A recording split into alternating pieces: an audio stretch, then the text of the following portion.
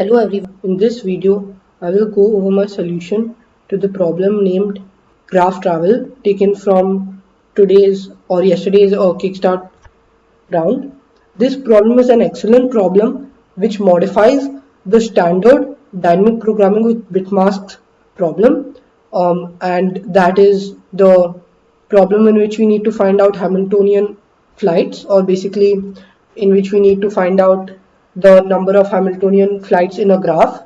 But this problem just does a slight modification of that standard DP with bit mask problem, and that's why this problem is an excellent problem. So in this problem, we are given n rooms with m corridors connecting the rooms, and the corridor J connects room xj and yj.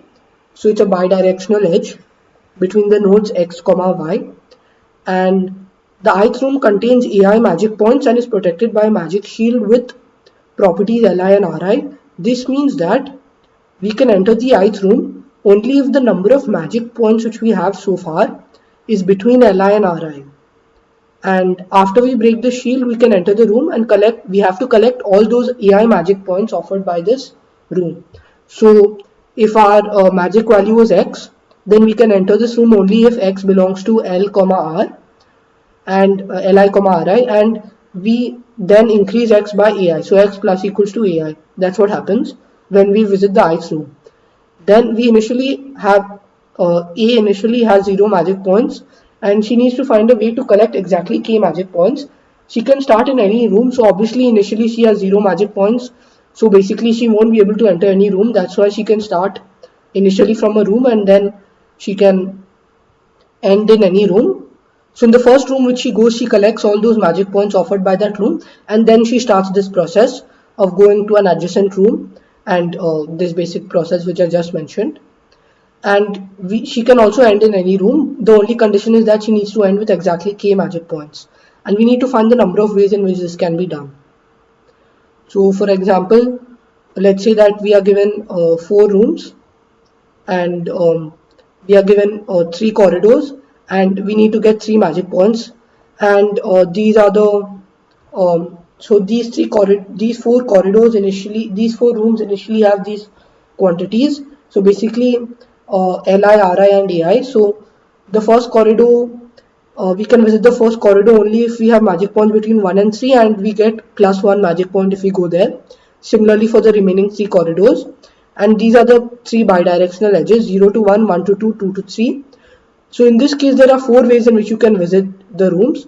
So you can start from room 0, go to room 1, go to room 2, and you can end in room 2. Or you can start from room 1, go to room 0, then go to room 2 via room 1. Or you can start from room 2, go to room 1 and go to room 0. Or you can start from room 2, go to room 1, go to room 3 via room 2. And those are the 4 ways. And similarly you can verify that there are 8 ways in the second example, and there are 4 ways in the third example. So now I'll show you now it's very important to realize that n is less than or equal to 15. This means that 15 into 2 to the power of 15 solution is expected to work. And even if we multiply this by 15, for example, the number of operations still remains very small. So this should easily work in 0.6 seconds, basically 60 seconds divided by 100 test cases. So this should easily work in 0.6 seconds. And now that's why this DP with bitmask solution works. So the dynamic programming with bitmask solution will just be a modification of the standard DP with bitmask. So in the standard DP with bitmask, remember that we store the current node which we are on U and the mask of all nodes which we have visited so far. That's the standard DP with bitmask, and we use the same DP state. So we'll maintain the DP state as DP U, mask, where U represents the current room number and mask represents the set of rooms which we have already visited. And this will basically give us the number of ways in which we can visit the remaining rooms, or basically in which we can visit some number of remaining rooms. It doesn't have to be all. So we can stop at U itself, in which we have the sum of the magic points to be exactly k. So the number of ways in which we get k magic points if we are currently at node u, or basically at room u, and we have visited all the rooms in the set mask. So notice that once we have, so this is a key observation which follows. The key observation is that once we have fixed the value of mask, we actually know how many magic points which we have. So I'm repeating that. Once we fix the rooms which we have to visit, then notice that each room gives us AI magic points. That's why once we have fixed this set mask, we know exactly the number of magic points which we have. And then basically we can check this number of magic points with the variable k, and if those are equal, then we can say that dpu mask is 1 initially, otherwise dpu mask is 0. So dpu mask is 1 or 0 initially, like as a base case, if the set of all the rooms which you have visited has a sum of magic points equal to k. So I'll be implementing the solution in a recursion plus memoization manner, and in that method we can basically store this value, or we can basically store the sum of magic points which we have visited, or the current value of the magic points which we have, without actually storing it in our DP state. So we can store this value, which is the sum of magic points, which are storing in our DP state, because we know that the value of mask implies implies that the sum of magic points is fixed. So that's why we don't need to memorize it in our DP state. So this means that our recursive method will look like solve u mask and sum, where sum represents the sum of magic points, and we only are memoizing u and mask without memoizing sum. So this is a very useful trick which will come handy in a lot of DP problems. And now let's look at the base case. So now that we know that sum represents the sum of magic points, we can basically let dpu of mask equal 1 as a base case if sum is k, because if sum is k, then we can basically, so in this case we are basically stopping or basically ending at room u. So if we are ending at room u, then we know that there's only one way to end at room u. That's why dpu mask is 1. Otherwise, as a base case, dpu mask is 0, because we have to end at some other room. So that's why we don't initially know what that value of dp will be, what that dp value will be. So now let's find the recurrence. So in the recurrence, the method to find the recurrence is exactly the same method which we used in the standard Hamiltonian flights dp with bit mask problem. So in that, we noticed that we found all rooms v which we can go to, and we would update dp u mask to be the sum of dp v and mask, or 1 left shifted v, or basically dp v mask or 2 to the v.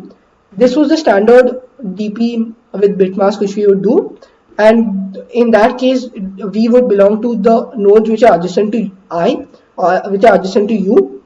However, there's a small problem with this, and this is the second key observation in our solution. So we are going to all rooms v which are not yet visited and which are adjacent to u. However, instead of storing all the v which are adjacent to u, let's go to all v which are adjacent to at least one of the elements in mask. So which belong to the adjacency list of some of the node, or basically which belong to the adjacency list of one of the nodes in mask. So that's what we need to go to, because for example, in the sample example itself, when we are going from room 1 to room 0, then we went via room 1 to room 2.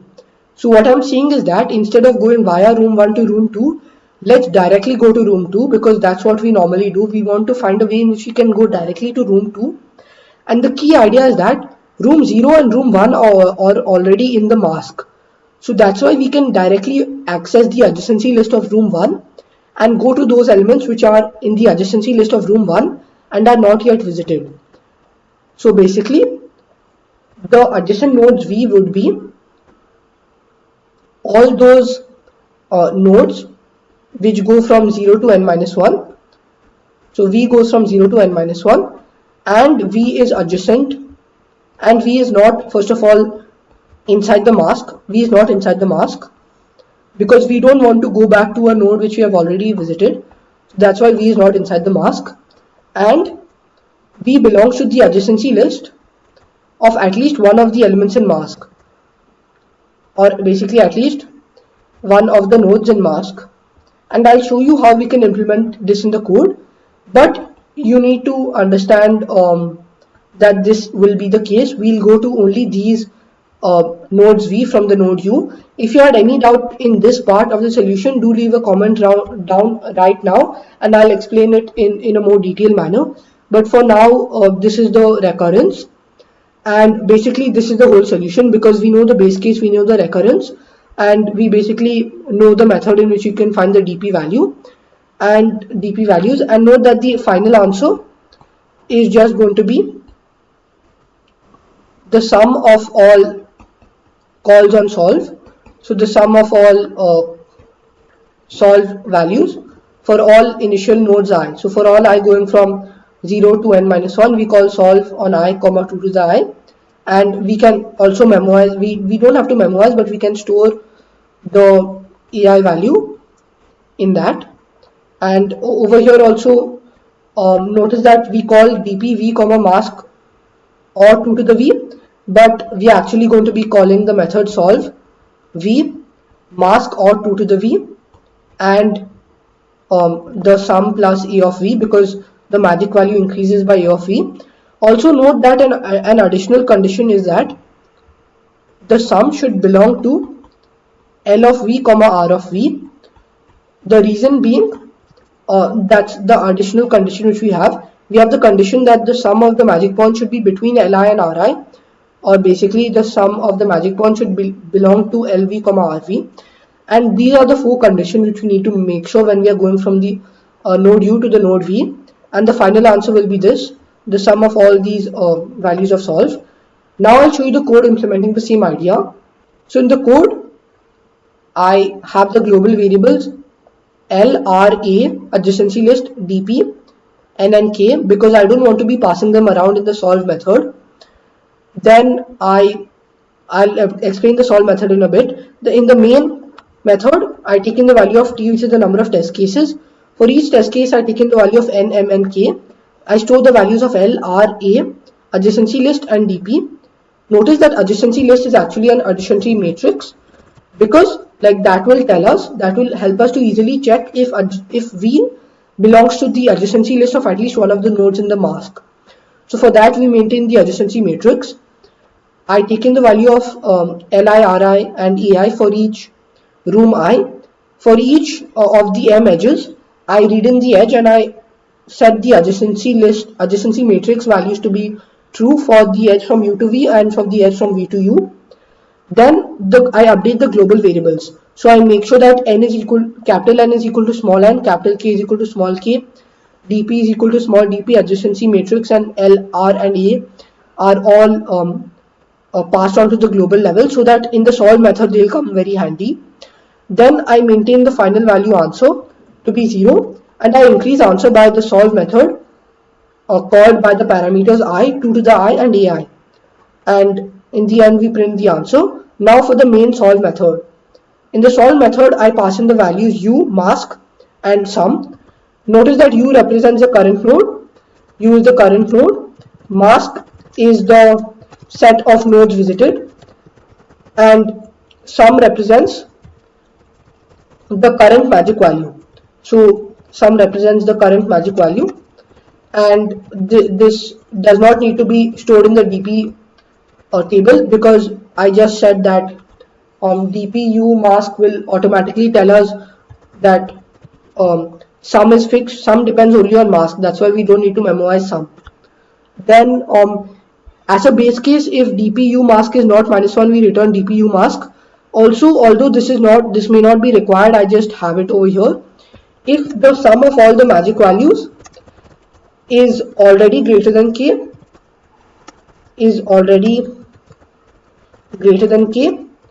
then we know that it can't be equal to k, because we know that all the magic values are belonging to 1 to 10 to the power of 9. That's why like we can directly return 0.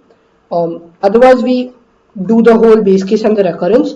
The base case is 1 if sum is equal to k and 0 otherwise. In the recurrence, I go to all adjacent nodes v from 0 to n minus 1. I check the 3 conditions. The first condition is that it should not be present in the mask. So v is not included in the set of nodes visited. So if v is included, we continue. If v is not included, we then do the rest of the logic. Then I also store, I also make sure the second condition is met. The second condition is that there should be at least one adjacent node to v which is in the set of nodes visited. And this is because we know that in the set of nodes visited we can always keep visiting each other, and we can also go to the adjacent nodes. That's why v should be adjacent to at least one of the nodes in the set of nodes already visited. So to do that, I go for all I going from 0 to n.